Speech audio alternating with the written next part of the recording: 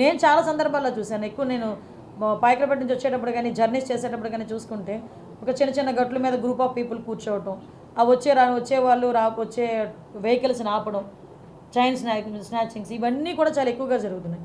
So city surroundings అంతా కూడా ఆ అలర్ట్నెస్ అనేది క్రియేట్ చేయాలి ఫస్ట్. అంటే ఈ గుంపులుగా కూర్చొని రోడ్ల మీద కూర్చొని గంజాయి తాగేది, రోడ్ల మీద వాళ్ళు వీరంగం చేసేది, రోడ్ల మీద వెళ్ళే పాసెంజర్స్ని ఆపేది, ముందు అలాంటివన్నీ కొంచెం ఉన్నవి కంట్రోల్ అవ్వాలి. దానికి కంట్రోల్ అవ్వడానికి ముందు టాస్క్ ఫోర్స్ అనేది పనిచేస్తుంది.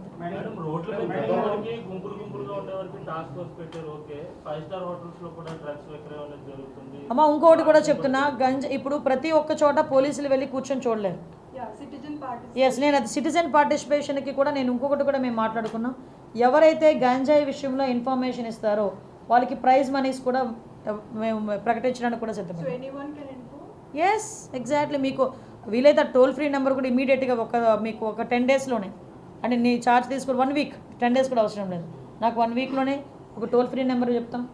ఎవరైనా ఇన్ఫామ్ చేసింది కరెక్ట్ అయితే కనుక ఇన్ఫామ్ చేసిన వాళ్ళకి గోప్యంగా ఉంచుతాం, వాళ్ళని బహిర్గతం చేయం. టాస్క్ ఫోర్స్లో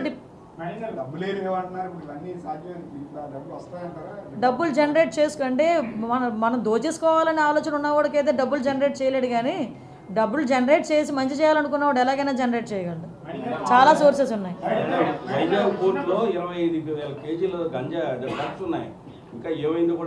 నేను ఇందాక అడిగానంటే సిబిఐ ఎంక్వైరీ, ఇందాక సిపి గారిని అడిగాను ఆ విషయం కూడా, ఏంటి దాని పరిస్థితి ఏంటని అడిగితే సిబిఐ ఎంక్వైరీలో ఉందన్నారు. నేను ఒకసారి అది కూడా తెప్పించుకుంటాను.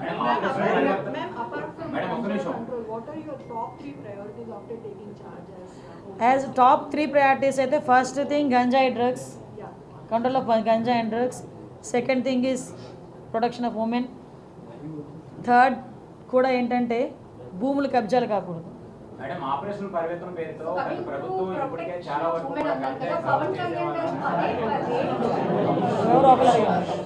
చెప్పమ్మా కన్నా.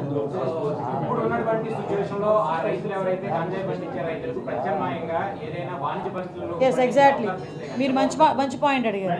యాక్చువల్లీ ఒక నిమిషం వేసారు. సాగు అనేది గత లాస్ట్ 30 years నుంచి జరుగుతుంది. ఇప్పటికీ టిల్ అదే కంటిన్యూ అవుతుంది. మీరు ఆ మూలాలను ఏదైతే ఆ రైతులను అక్కడి నుంచి పండించకుండా ఇవన్నీ చేస్తే ఉపయోగం ఉంటుందా?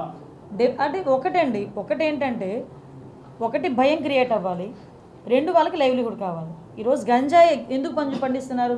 వాళ్ళు గిరిజనులు, అందరూ కూడా అమాయకులు. వాళ్ళు గిరిజనుల చేత పండిస్తున్నారు. వాళ్ళు కొంతమంది పెట్టుబడి పెడుతున్నారు, వెళ్ళి ఎకరాకి 1 లక్ష ఇస్తాను, ఎకరాకి 2 లక్షలు ఇస్తాను అని వాళ్ళకి చేత పండిస్తున్నారు. ఆ తాలూకా దాని రెస్పాన్సిబిలిటీ అంతా పాపం ఆ గిరిజనులు భరిస్తున్నారు. రేపు పొద్దున్న ఎవరైతే పెట్టుబడి పెట్టాడో వాడు దొరకడు. మనకి ఎవడు దొరుకుతాడో, అక్కడ ఎవడైతే పండిస్తున్నాడో వాడు దొరుకుతాడు పోలీసులు వెళ్తే. సో అటువంటి సిచ్యువేషన్స్లో వాళ్ళకి మనం కొంచెం మోటివేట్ చేయాలి.